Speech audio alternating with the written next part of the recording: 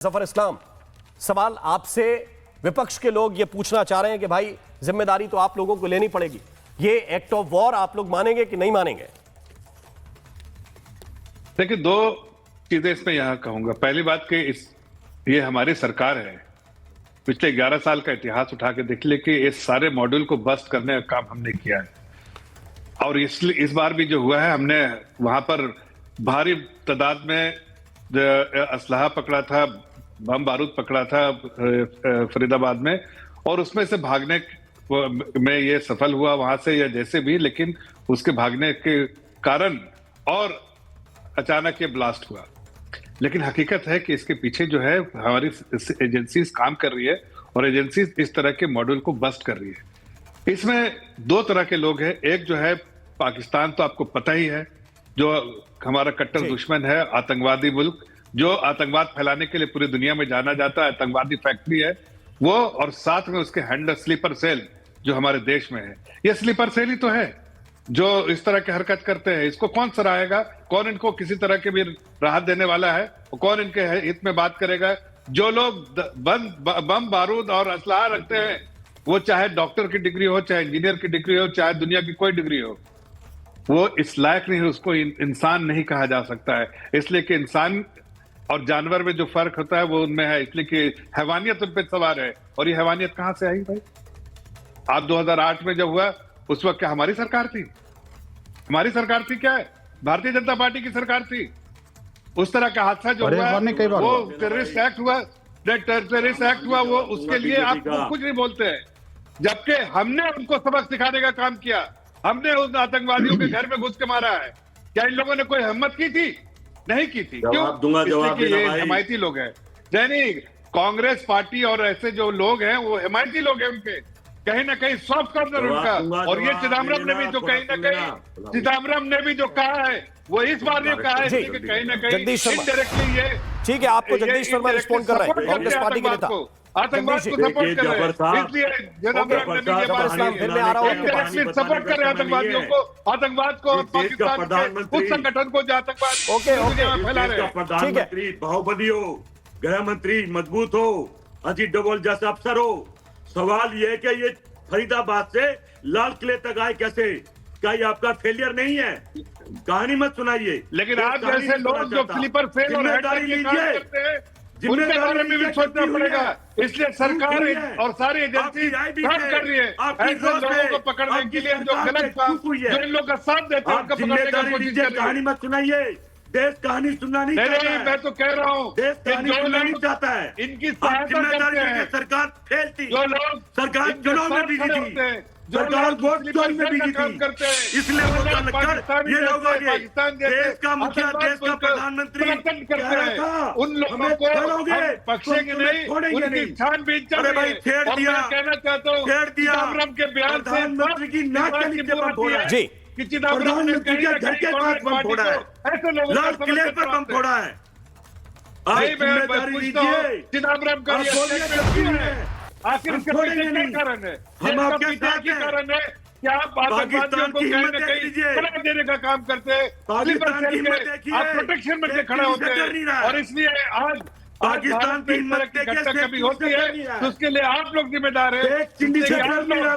लोगों को कहीं ना कहीं एक चीज तो ये अच्छी हुई है पिछले कुछ दिनों में, जो मुझे लग रहा है कि दर्शकों को बतानी चाहिए और दर्शकों को शायद समझ में सीधा सीधा भी आ रहा होगा कि पहले जो कहा जाता है था कि हर चीज के लिए पाकिस्तान पे बात मत डालो। एक मिनट जगदीश शर्मा जी, एक मिनट रुक जाइए, एक मिनट। पहले जो कहा जाता था कि हर चीज पाकिस्तान के ऊपर मत डालो, हर चीज पर पाकिस्तान के पीछे मत छिप जाओ। अब कम से कम विपक्ष के लोग ये कह रहे हैं कि पाकिस्तान को ठोको, पाकिस्तान के खिलाफ लड़ो और पाकिस्तान के खिलाफ हम तुम्हारे साथ हैं। भले ही वो तंज हो, वो लहजा कुछ भी हो, लेकिन कम से कम शब्द ये है कि पाकिस्तान से युद्ध करो।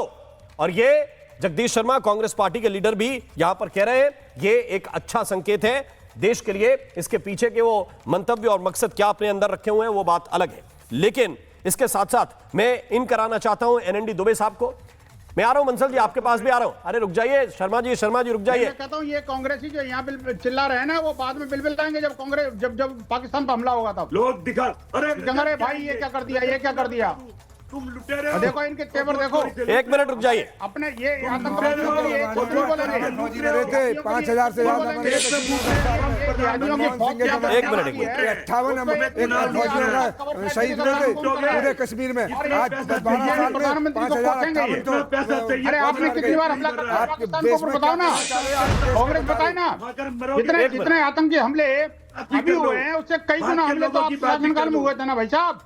रोजाना हमले होते थे और आपके गृह मंत्री जी, बार अब मुझे एनएनडी दुबे साहब को दिखाना चाहता हूं मैं, आप दोनों को रोकते हुए। एनएनडी दुबे, हम देख रहे हैं, देखेंगे। राहुल गांधी जिम्मेदारी ले। एनएनडी दुबे, मुझे शर्म करो यार, राहुल गांधी की आवाज कर रहे हो आप। मुझे किस राहुल की बात कर रहे हो यार, जिसके स्टेटमेंट को हमेशा पाकिस्तान में तालियां बजती इंटरनल हैं। हालात को, एक मिनट रुक जाइए, दोनों लोग रुक जाइए, थोड़े काम की बात भी होने दीजिए, केवल आरोप प्रत्यारोप से बात बनेगी क्या? यह मामला कितना गंभीर है और क्या 2 दिन के अंदर ही, मुझसे कोई कह रहा था अभी कांग्रेस पार्टी का लीडर कि भाई 50 घंटे लगा दिए ये बताने में कि आतंकी हमला है। मैंने कहा कि भाई अगर आप 2 घंटे में डीएनए सैंपल माता का और आरोपी का अगर 2 घंटे में कोई जांच करा के रिपोर्ट दे दे तो 2 घंटे में भी तय हो जाता कि मरने वाला उमर है कि नहीं है। लेकिन मुझे यह बताइए कि क्या इस मामले को लेकर गंभीरता जांच की दिशा में होनी चाहिए, या फिर ये जो तुरंत शुरू हो जाते हैं कि भाई चढ़ाई क्यों नहीं कर देते, ये एक्ट ऑफ वॉर साबित कर दो, तुरंत मिसाइल दाग दो, ये काम तुरंत हो जाना चाहिए? ये देखिए बहुत ही संवेदनशील विषय है, क्योंकि आपको पता है अभी हालिया अप्रैल और मई में जो भारत और पाकिस्तान के बीच इतना सीरियस स्टैंड ऑफ हुआ था, मैं आपको बता दूं जी। हर चीज की एक सेल्फ लाइफ होती है। एक गर्भ में बच्चा है, उसको भी 9 महीना लगता है अपना कंप्लीट जीवन का शुरुआत करने से पहले। जो ये जांच एजेंसीज हैं तमाम मुद्दों पे जब कड़ियां जोड़ती हैं, तो ये फोरेंसिक लैब हो या कम्युनिकेशन सिस्टम हो, इनक्रिप्टेड सिस्टम हो, everything takes its own time. आप उस दिन देखिए मॉर्निंग में सवेरे फरीदाबाद में एक रिकवरी होती है, न्यूज ब्रेक होता है ऑल इंडिया में, और शाम के 6 बजे इस तरह का ब्लास्ट होता है। क्या ये उचित है कि ब्लास्ट होते ही you jump the gun without conclusion? आप कोई कैजुअल बात निकालिए, उस कैजुअल बात पे भी बहस होगी। एक इंटरनेशनल मुद्दा है, पूरे दुनिया में पता है दिल्ली में ब्लास्ट हुआ है जी। तो एक न्यूज का देखिए कि जितने लोग बोल रहे थे बड़े काशन के साथ बोल रहे थे कि पहले जांच एजेंसियों को अपना क्लू लेके आने दीजिए, हम तब इस मुकाम पे पहुंचेंगे। हमने भी उस दिन ये बयान दिया था कि ये मुद्दा बहुत ही सीरियस है, ये बैटरी का ब्लास्ट नहीं है, सीएनजी नहीं है, ये प्रॉपर टेरर अटैक है। लेकिन इन गार्डेड वर्ड्स हम बोल रहे थे कि इसके सबूत आने दीजिए, तो अचानक ऐसे कोई चीज को लेके जंप करना, एक निर्णय ले लेना, एक विचारधारा को प्रोपोगेट कर देना, मेरी समझ से इसमें एक मैच्योरिटी की आवश्यकता है। और इसमें बहुत सारी चीजें आप और हम तक भी नहीं पहुंची हैं, लेकिन एजेंसियां उस पर काम कर रही हैं। वो क्या बोल देंगी? आपके एजिटेट करने से वो पब्लिक में आके बयान देने लगेंगी? बिल्कुल नहीं देंगी। वो प्रोफेशनल लोग हैं, वो अपने समय पर ठीक है। आएंगे।